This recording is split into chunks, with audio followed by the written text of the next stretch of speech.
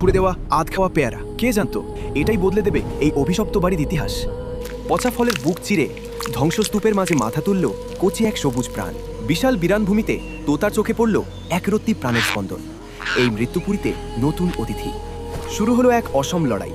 ঠোঁটে নারকেলের মালায় একটুখানি জল আর অনেকখানি আশা। তৃষ্ণার্ত শিকড়ে পড়ল জীবনের ছোঁয়া। ফোঁটা ফোঁটা ভালোবাসায় সিক্ত হল রুক্ষ মাটি। দিন গড়ায়, অতন্ত্র প্রহরীর মতো সে আগলে রাখে চারাটিকে।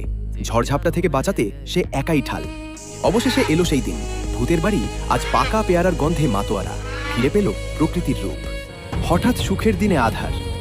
বুনো হনুমানের দল মুহূর্তেই তছনছ করে দিল তার সাধের বাগান। চোখের সামনে শুধুই ধ্বংসলীলা। ভাঙা ডাল দেখে বুকটা ফেটে গেল কান্নায়। সব কি শেষ? না, হার মানল না সে। চোখের জল মুছে ধ্বংসের ভেতর থেকেই খুঁজে নিল নতুন শুরুর বীজ। একটা গাছ হারিয়েছে তো কি, আজ সে বুনবে হাজারটা। পুরো আঙিনা জুড়ে ছড়িয়ে দিল নতুন স্বপ্ন।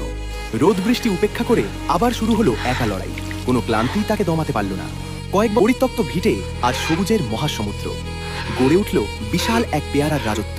মরা বাড়িতে আজ প্রাণের মেলা। দূর দূরান্ত থেকে হাজারো পাখি এলো উৎসবে মাততে। আধ খাওয়া পেয়ারা আর অদম্য জেদ বদলে দিল পুরো জগৎ।